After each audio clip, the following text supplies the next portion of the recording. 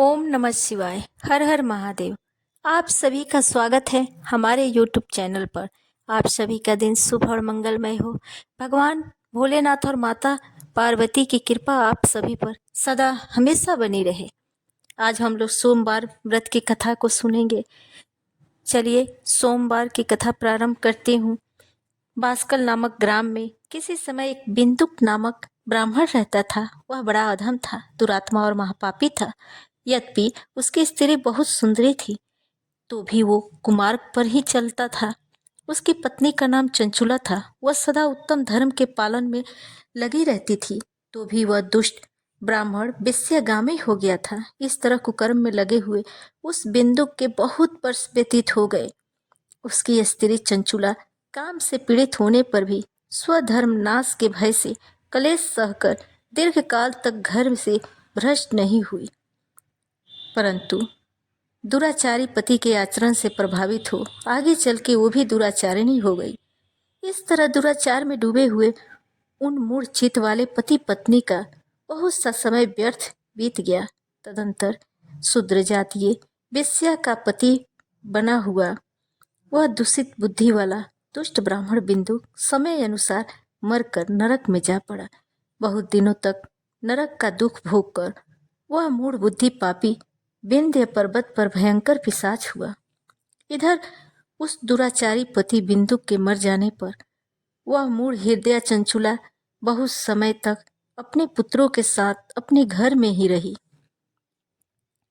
एक दिन देव योग से किसी पुण्य पर्व के आने पर वह अपने भाई बंधुओं के साथ गौकर्ण क्षेत्र में गई।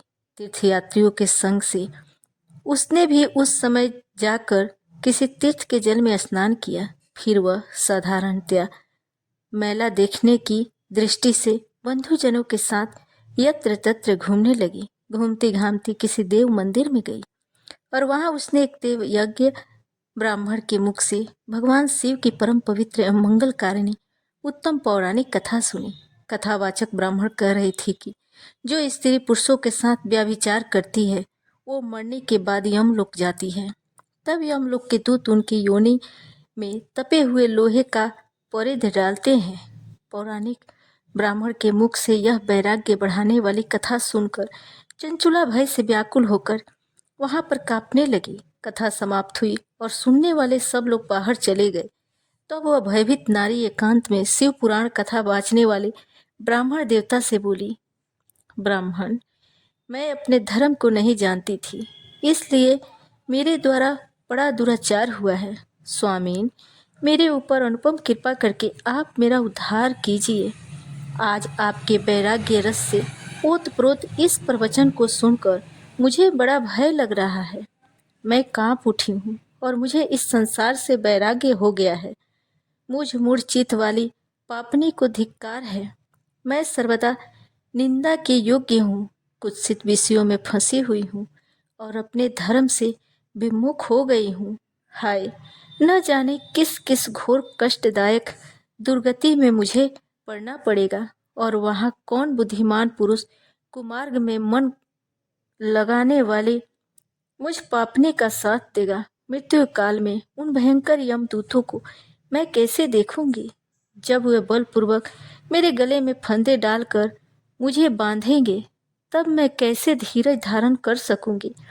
नरक में जब मेरे शरीर के टुकड़े टुकड़े किए जाएंगे, उस समय विशेष दुख देने वाली उस महायातना का वहां मैं कैसे सहूंगी? हाय, मैं मारी गई, मैं जल गई, मेरा हृदय विदीर्ण हो गया और मैं सब प्रकाश से नष्ट हो गई, क्योंकि मैं हर तरह से पाप में डूबी रही हूँ। ब्राह्मण, आप ही मेरे गुरु, आप ही मेरे माता और आप ही पिता हैं। आपके शरण में आई, मुझे दीन अबला पर आप ही उद्धार कीजिए। अब सूत जी कहते हैं, सौनक, इस प्रकार खेद और वैराग्य से युक्त चंचुला ब्राह्मण देवता के चरणों में गिर गई। तब उन बुद्धिमान ब्राह्मण ने उसे कृपा पूर्वक उठाया और इस प्रकार कहा, नारी, सौभाग्य की बात है कि भगवान शिव की कृपा से शिव पुराण की इस वैराग्य युक्त कथा को सुनकर तुम्हें समय पर चेत हो गया है। ब्राह्मण पत्नी, तुम डरो मत, भगवान शिव की शरण में जाओ। शिव की कृपा से सारा पाप तत्काल नष्ट हो जाता है। मैं तुमसे भगवान शिव की कृति कथा से युक्त उस परम वस्तु का वर्णन करूंगा जिससे तुम्हें सदा सुख देने वाली उत्तम गति प्राप्त होगी। शिव की उत्तम कथा सुनने से ही तुम्हारी बुद्धि पश्चाताप से युक्त एवं शुद्ध हो गई है। साथ ही तुम्हारे मन में विषयों के प्रति वैराग्य हो गया है।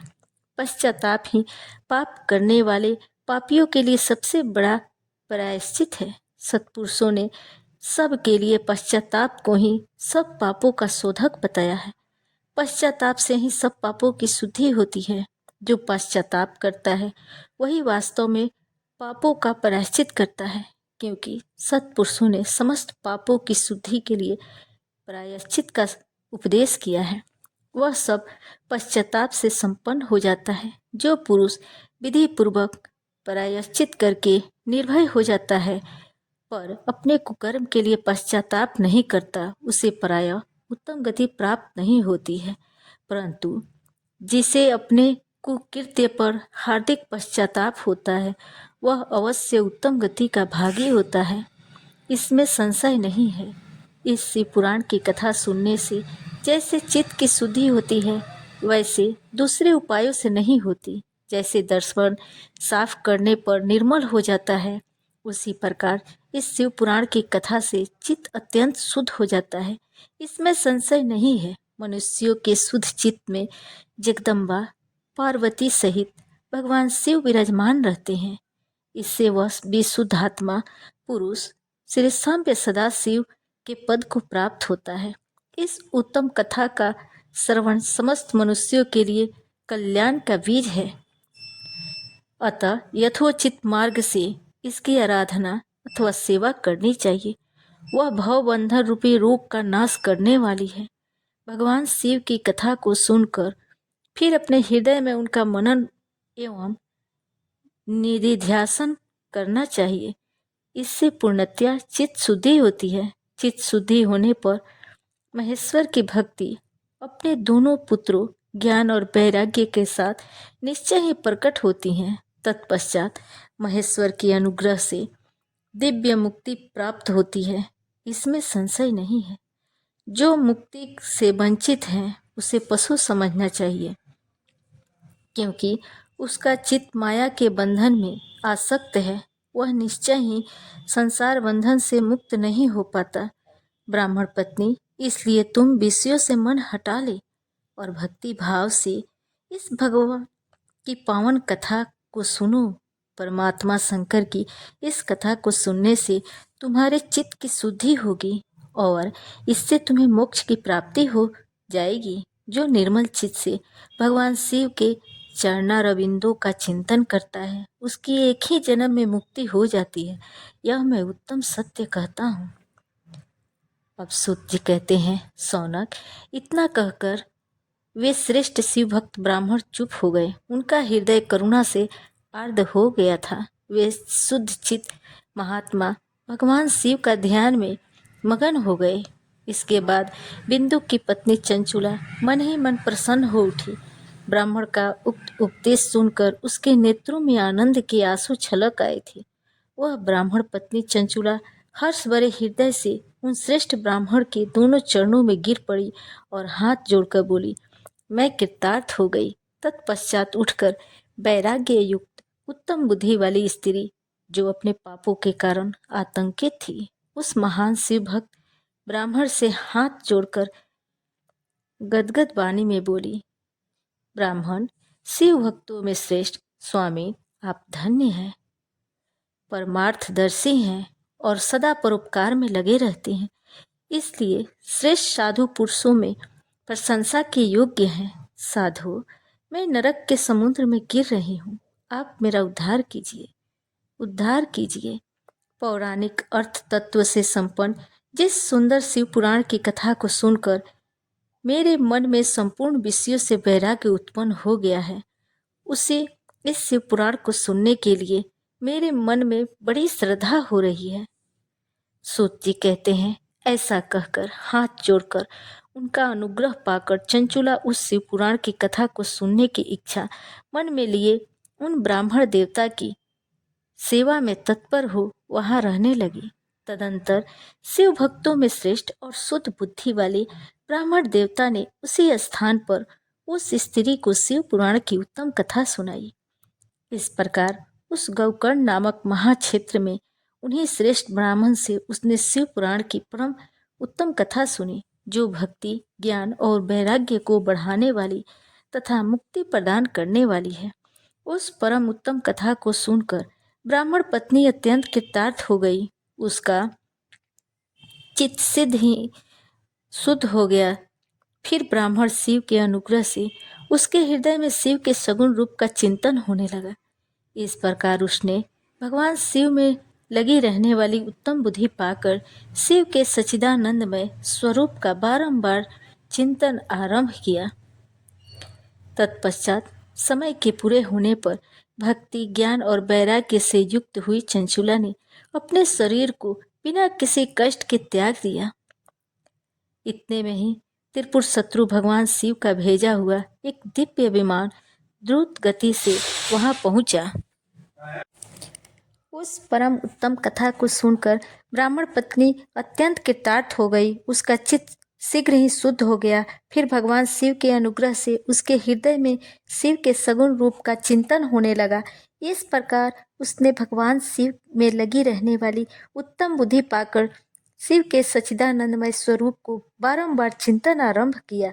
तत्पश्चात समय के पूरे होने पर भक्ति, ज्ञान और वैराग्य से युक्त हुई चंचुला अपने शरीर को बिना किसी कष्ट के त्याग दिया।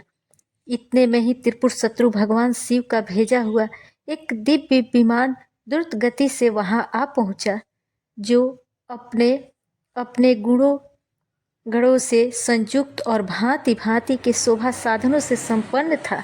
चंचुला उस विमान पर आरूढ़ हुई है और भगवान शिव के श्रेष्ठ पार्षदों ने उसे तत्काल शिवपुरी में पहुंचा दिया। उसके सारे मल धुल गए थे। वह दिव्य रूप धारिणी दिव्यांगना हो गई थी। उसके दिव्य अवयव उसकी शोभा बढ़ाते थे। मस्तक पर अर्धचंद्र और मुकुट धारण किए वह गौरांगी देवी शोभाशाली दिव्य आभूषणों से विभूषित थी। शिवपुरी में पहुंचकर उसने सनातन देवता त्रिनेत्रधारी महादेव जी को देखा। सभी मुख्य देवता उनकी सेवा में खड़े थे। गणेश जी, भृंगी, नंदीश्वर और वीरभद्रेश्वर आदि उनकी सेवा में उत्तम भक्ति भाव में उपस्थित थे। उनकी अंग कांति करोड़ों सूर्यों की भांति प्रकाशित हो रही थी। कंठ में नील चिन्ह शोभा पाता था। 5 मुख और प्रत्येक मुख में 3 नेत्र थे। मस्तक पर अर्धचंद्राकार मुकुट शोभा देता था। उन्होंने अपने बामांग भाग में गौरी देवी को बिठा रखा था, जो विद्युत पुंज के समान प्रकाशित थी। गौरीपति महादेव जी की कांति कर्पूर के समान गौर थी। उनका सारा शरीर श्वेत भस्म से भासित था। शरीर पर श्वेत वस्त्र शोभा पा रहे थे। इस प्रकार परम उज्ज्वल भगवान शंकर का दर्शन करके वह ब्राह्मण पत्नी चंचुला बहुत प्रसन्न हुई।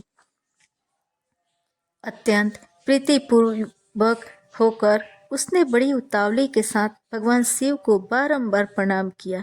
फिर हाथ जोड़कर वह बड़ी प्रेम, आनंद और संतोष से युक्त हो विनीत भाव में खड़ी हो गई। उनके नेत्रों से आनंद आंसुओं की अविरल धारा बहने लगी तथा संपूर्ण शरीर में रोमांच हो गया। उस समय भगवती पार्वती और भगवान शंकर ने उसे बड़ी करुणा के साथ अपने पास बुलाया और सौम्य दृष्टि से उसकी ओर देखने लगे। पार्वती जी ने तो दिव्य रूप धारिणी बिंदुक प्रिया चंचुला को प्रेम पूर्वक अपनी सखी बना लिया।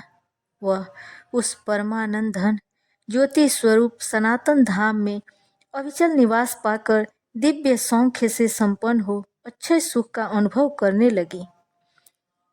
एक दिन परमानंद में मगन हुई चंचुला ने उमा देवी के पास जाकर प्रणाम किया और दोनों हाथ जोड़कर वह उनकी स्तुति करने लगी। चंचुला बोली, गिरिराज नंदिनी स्कंद में मनुष्यों ने सदा आपका सेवन किया है। समस्त सुखों को देने वाली शंभु प्रिय आप ब्रह्म स्वरूपणी हैं। विष्णु और ब्रह्मा आदि देवताओं द्वारा सेव्य हैं। आप ही सगुण और निर्गुण हैं तथा आप ही सूक्ष्म सच्चिदानंद रूपिणी आभा प्रकृति हैं। आप ही संसार की सृष्टि, पालन और संहार करने वाली हैं।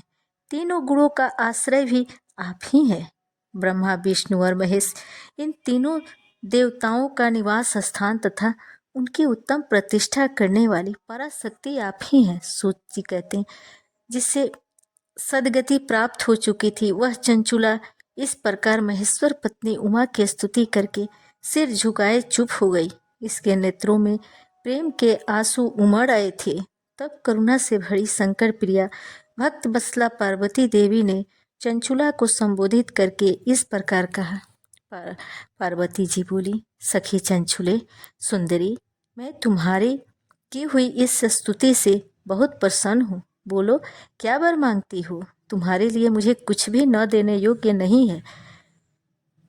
चंचुला बोली, निष्पाप गिरिराज कुमारी, मेरे पति बिंदु इस समय कहाँ है?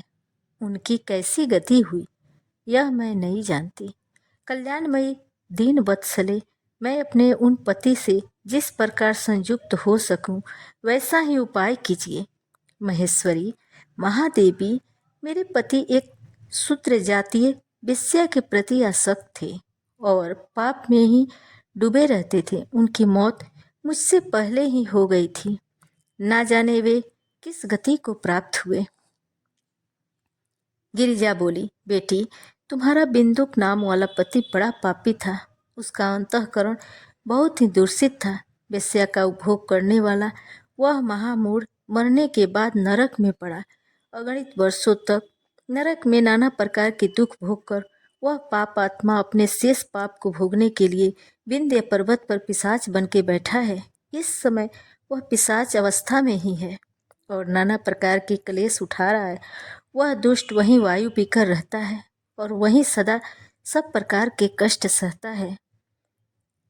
गौरी की यह बात सुनकर उत्तम व्रत का पालन करने वाली चंचुला पति के महान दुख से दुखी हो गई।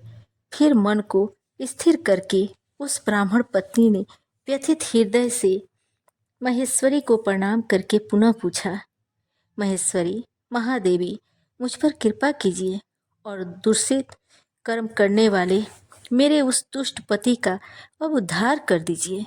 देवी, कुत्सित बुद्धि वाला मेरे पति, उस पाप आत्मा पति को किस उपाय से उत्तम गति प्राप्त हो सकती है, यह शीघ्र ही बताइए। आपको नमस्कार है। तुम्हारा पति अगर शिव पुराण की पुण्यमयी उत्तम कथा सुने तो सारी दुर्गति को पार करके उत्तम गति का भागी हो सकता है। अमृत के समान मधुर अक्षरों से युक्त गौरी देवी का यह वचन आदर पूर्वक सुनकर चंचुला ने हाथ जोड़कर मस्तक झुकाकर उन्हें बारंबार प्रणाम किया और अपने पति के समस्त पापों की शुद्धि तथा उत्तम गति की प्राप्ति के लिए पार्वती देवी से यह प्रार्थना की, मेरे पति को शिव पुराण सुनाने की व्यवस्था होनी चाहिए। उस ब्राह्मण पत्नी के बारंबार प्रार्थना करने पर शिव प्रिया गौरी को बड़ी दया आ गई। उन भक्त वत्सला महेश्वरी गिरिराज कुमारी ने भगवान शिव की उत्तम कीर्ति का गान करने वाले गंधर्व राज तुमरू को बुलाकर उनसे प्रसन्नता पूर्वक इस प्रकार कहा, तुमरू, तुम्हारी भगवान शिव में प्रीति है। तुम मेरे मन की बातों को जानकर मेरे अभीष्ट कार्यों को सिद्ध करने वाले हो। इसलिए मैं तुमसे एक बात कहती हूँ, तुम्हारा कल्याण हो। तुम मेरी इस सखी के साथ शीघ्र ही विंध्य पर्वत पर जाओ। वहाँ एक महाघोर और भयंकर पिशाच रहता है। उसका वृत्तांत तुम आरंभ से ही सुनो। मैं तुमसे प्रसन्नता पूर्वक सब कुछ बताती हूँ। पूर्व जन्म में वह पिशाच बिंदुक नामक ब्राह्मण था। मेरी इस सखी चंचुला का पति था, परंतु वह दुष्ट वेश्यागामी हो गया। स्नान, संध्या आदि नित्य कर्म छोड़कर अपवित्र रहने लगा। क्रोध के कारण उसकी बुद्धि और मूर्खता छा गई। वह कर्तव्य का विवेक नहीं कर पाता था। अभक्ष्य भक्षण, सज्जनों से द्वेष और दूषित वस्तुओं का दान लेना, यही उसका स्वाभाविक कर्म बन गया था। अब अस्त्र शस्त्र लेकर हिंसा करता, बाएं हाथ से खाता, दीनों को सताता और क्रूरतापूर्व पराए घरों में आग लगा देता। चंडालों से प्रेम करता, प्रतिदिन वेश्या के संपर्क में रहता था। बड़ा दुष्ट था वह पापी। अपनी पत्नी का परित्याग करके दुष्टों के संग में ही आनंद मानता था। वह मृत्यु पर्यंत दुराचार में ही फंसा रहा। फिर अंत काल आने पर उसकी मौत हो गई। वह पापियों के भोग स्थान घोर यमपुर में गया और वहां बहुत से नरकों का भोग करके वह दुष्ट आत्मा जीव इस समय विंध्य पर्वत पर पिशाच बना हुआ है। वही वह दुष्ट पिशाच अपने पापों का फल भोग रहा है। तुम उसके आगे यत्नपूर्वक शिव पुराण की उस दिव्य कथा का प्रवचन करो जो परम पुण्यमयी तथा समस्त पापों का नाश करने वाली है। शिव पुराण की कथा का श्रवण सबसे उत्कृष्ट पुण्य कर्म है। उससे उसका हृदय शीघ्र ही समस्त पापों से शुद्ध हो जाएगा। वह प्रेत योनि का परित्याग कर देगा। उस दुर्गति से मुक्त होने पर बिंदुक नामक पिशाच को मेरी आज्ञा से विमान में बैठाकर तुम भगवान शिव के समीप ले आओ। महेश्वरी उमा के इस प्रकार आदेश पर गंधर्वराज तुमरु मन ही मन बड़े प्रसन्न हुए। उन्होंने अपने भाग्य की सराहना की। तत्पश्चात उस पिशाच की सती साध्वी पत्नी चंचुला के साथ विमान पर बैठकर नारद के प्रिय मित्र तुमरु वेग पूर्वक विंध्याचल पर्वत पर गए जहां वह पिशाच रहता था। वहां उन्होंने उस पिशाच को देखा। उसका शरीर विशाल था, ठोड़ी बहुत बड़ी थी। वह कभी हंसता, कभी रोता, कभी उछलता, कभी उसकी आकृति बड़ी विकराल थी। भगवान शिव की उत्तम कीर्ति का गान करने वाले महाबली तुमरु ने उस भयंकर पिशाच को पासों में बांध लिया। तुमरु ने शिव पुराण की कथा बाँचने का निश्चय करके महोत्सव युक्त स्थान और मंडप आदि की रचना की। इतने में ही संपूर्ण लोकों में बड़े वेग से यह प्रचार हो गया कि देवी पार्वती की आज्ञा से एक पिशाच का उद्धार करने के उद्देश्य से शिव पुराण की उत्तम कथा सुनाने के लिए तुमरु विंध्य पर्वत पर गए हैं। फिर तो उस कथा को सुनने के लोभ से बहुत से देवर्षि भी शीघ्र वहां पहुंच गए। आदर पूर्वक शिव पुराण सुनने के लिए आए हुए लोगों का उस पर्वत पर बड़ा अद्भुत और कल्याणकारी समाज जुट गया। फिर तुमरु ने उस पिशाच को पासों में बांधकर आसन पर बिठाया। हाथ में बीड़ा लेकर गौरीपति की कथा का आरंभ किया। पहली अर्थात विद्येश्वर संहिता से लेकर 7वीं वायु संहिता तक महात्म्य सहित शिव पुराण की कथा का उन्होंने स्पष्ट वर्णन किया। 7 संहिताओं सहित शिव पुराण का आदर पूर्वक श्रवण करके वे सभी श्रोता पूर्ण रूप से कृतार्थ हो गए। उस परम पुण्यमय शिव पुराण को सुनकर उस पिशाच ने अपने सारे पापों को धोकर उस पैशाचिक शरीर को त्याग दिया। फिर तो शीघ्र ही उस रूप में दिव्य हो गया। अंग कांति गौर वर्ण की हो गई। शरीर पर श्वेत वस्त्र और सब प्रकार से पुरुषोचित आभूषण उसको आगे को उद्भासित करने लगी। वह त्रिनेत्रधारी चंद्रशेखर रूप हो गया। इस प्रकार दिव्य देहधारी रूप होकर श्रीमान बिंदुक अपनी प्राण वल्लभा चंचुला के साथ स्वयं भी पार्वती वल्लभ भगवान शिव का गुणगान करने लगा। उसकी स्त्री की इस प्रकार से सुशोभित देख वे सभी देवर्षि बड़े विस्मित हुए। उनका चित्त परमानंद से परिपूर्ण हो गया। भगवान महेश्वर का वह अद्भुत चरित्र सुनकर वे सभी श्रोता परम कृतार्थ हो प्रेम पूर्वक श्री शिव का यशोगान करते हुए अपने अपने धाम को चले गए। दिव्य देहधारी श्रीमान बिंदुक भी सुंदर विमान पर अपने प्रियतमा के पास बैठकर सुखपूर्वक आकाश में स्थित हो बड़ी शोभा पाने लगा। तदंतर महेश्वर के सुंदर एवं मनोहर गुणों का गान करता हुआ वह अपनी प्रियतमा और तुमरु के साथ शीघ्र ही शिव धाम में जा पहुंचा।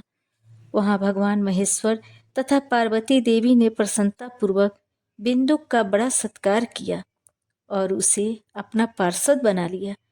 उसकी पत्नी चंचुला पार्वती जी की सखी हो गई।